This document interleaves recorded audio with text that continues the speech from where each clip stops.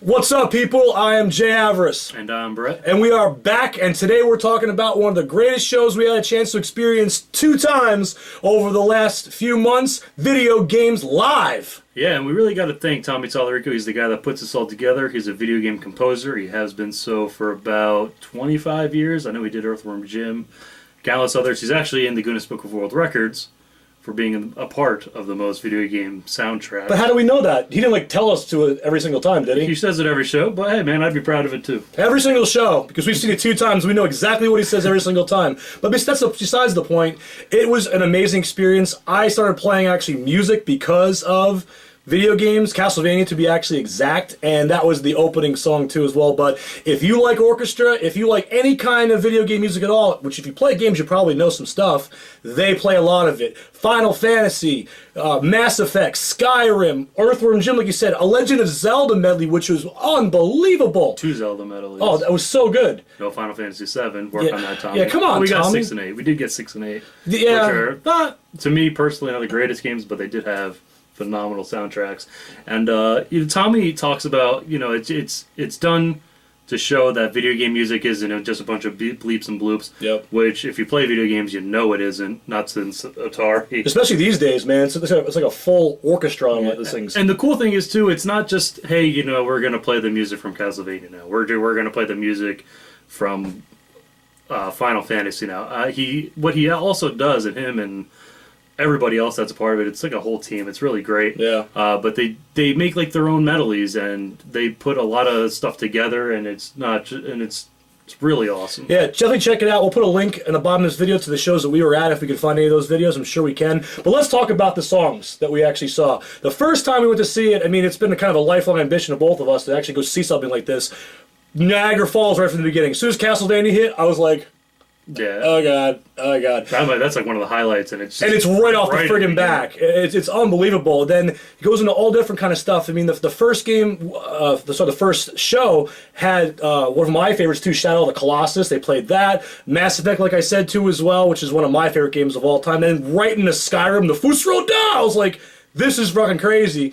That show compared to the second one, I mean, they had pretty much the same set list, but like the second one, we got this huge Legend of Zelda medley. We had Sonic the Hedgehog, Donkey Kong Country, no King K. Rool, unfortunately. The only person that likes that theme. Very disappointed. I'm sorry, but yeah, I mean, we're just kind of grasping at straws. If you really kind of be critical about it, I mean, why the hell are you going to play Final Fantasy 6 and 8 and not throw anything from Final Fantasy 7? Tommy says that you make up the list as you request them online, but I think that's kind of a cop-out. Play the fucking music. I mean, to be fair... Fuck Final Fantasy 8 for the record. To be fair... Don't ever be fair. You're bound to be at least somewhat disappointed. I mean, especially people like me and you, where we've played pretty much every single game out there, and the monitor just fell asleep in that. That's what it does. But anyway, yeah, like I said, you're going to be disappointed. You're going to find yourself disappointed maybe a little bit anyway. Like I said, we've played pretty much every game out there. Unfortunately, they only have a certain amount of time to play. It's about a 20 song set list, too, with intermission. It's usually about 20 songs. There's like a 10-minute intermission, maybe 15 minutes, whatever it is. You're bound to not hear something that you want to hear. Unfortunately... No Metal Gear Solid. We didn't get Metal Gear. We didn't get our Final Fantasy 7. I would like to hear Mega Man. But you can't, like you said, you can't really nitpick at it. If the show was 5 hours long, I'm sure we could be completely satisfied. Yeah, they have this one nice little bait and switch technique where they come in the second act and they have like Snake going, "Hello, can I hear you?" So we're like, "Oh shit, they're gonna play Metal Gear." No. The first time that was a pretty big letdown. I'm not gonna lie. Yeah, it was like Snake. He's like, he welcomes Tommy back to the stage, and you kind of think, oh my god, they're gonna play Metal Gear Solid. No. And then they don't. It is kind of a letdown. But again, you're not going to hear every single thing you want. Everybody's different. Like, me and Jay, we don't happen to like Final Fantasy 6 and 8, but... Good music, though. It has great music, but there are also a lot of people that do like that game. I was a part of the event page, and you do see, he actually does go in, and there's a bunch of requests there. You go in, you invite yourself to the group, and you just write what you want to hear, and hopefully they play it. Another one, For the most part, they play... pretty much a lot of things that you will want to. Yeah, another one too they played, which is has a big fan base. Chrono Cross and Chrono Trigger. I mean, I like those games, but I can't tell you too much of the songs for it. And that's apparently one of the most widely requested songs. That's what he said. It is, and it should be. Personally, I think it's great. I love that soundtrack. I know you weren't as excited as I was when they played. Yeah, it was all right. But they did a really amazing thing too. They had somebody come up. They have a Guitar Hero battle off in the beginning, which, hey, I play guitar, you can either play Guitar or play Guitar Hero. I don't know where I'm going with this. But they actually bring somebody on stage, and the guy plays the game while they're playing a Foo Fighters song on there. I've never been so impressed by Guitar Hero because fucking learn how to play real guitar. You ever watch the South Park episode? Yeah, you are. But still, you got to actually really appreciate the whole entire thing, the whole setup. It's a full orchestra. I think he goes out and hires all the orchestra on the spot. They learn the stuff, a full choir. The lighting is unbelievable. They play snips from all the games when they're up there. But, bottom line, what do you think between the two shows? At a scale of 1 to 10, what do you think about the one we saw at Sands? The one I saw at Sands, I mean, personally, I would give both of them 10s. It's a great experience no matter what. Yeah. Yeah, I mean, the first one, I guess, had more of a wow factor, and they actually play a World of Warcraft song, too. I voted to that pretty good, didn't it, Britt? But it was just, it blew our fucking minds. And, again, you can nitpick all you want to. It's a great experience. Go see it at all. I mean, I would give it probably a 9.5 for each one of them, just because it was just, you can't get everything you want, just such as life. And nobody else does it. I mean, that's the biggest thing for me. He takes the time, he takes his own money, he does it. Like you said, I'm not sure if it's for every show, but I know both of the shows we went to anyway.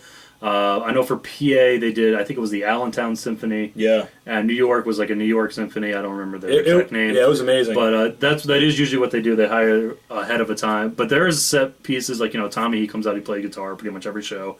And then he hires singers, which usually Jillian Aversa, who's phenomenal. Yeah. Wow. She was in a couple video games herself. I think she did the music for God of War and a couple other things. And they played God of War the first show too. It was Kratos, Momentos. I don't know how that song goes. Yeah, but they also played Resident Evil 5 in the first show. If I were to rank both of them, I actually would say the second show was better. I feel like in the PA show it was a great show. We didn't get Zelda, we didn't get Sonic. Exactly. I felt like in the PA show there were a few more throwaway songs, they played Cave Story. Yeah, that was a weird one. Which was kind of weird. It's great music, but Resident Evil 5. Who the fuck knows who's Resident Evil 5? Yeah, Resident Evil 5 itself wasn't even really a good game, but I guess that's besides the point. It was talking about the music, but yeah, overall, man, it's amazing. If I can make just one little petition, if anybody sees this, Tommy, I'm speaking right to you. Tommy, can you hear me? That's a Who reference right there. It is. Killer Instinct.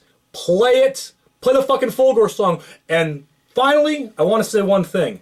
Viking Jesus. Viking Jesus. You are awesome. You played some Pokemon thing? I don't fucking know what that shit is. I know what Pokemon is. Fuck it. Great stuff. We are back. Thank you very much for Video Games Live. Thank you for doing what we always, and if I could possibly do it, I would, but at least somebody does. I'm Jay Avarice. And I'm Brett. And we will see you next time. Killer Instinct. Until Jim and Earl. Boom, boom, boom, boom, boom, boom, boom. Achoo!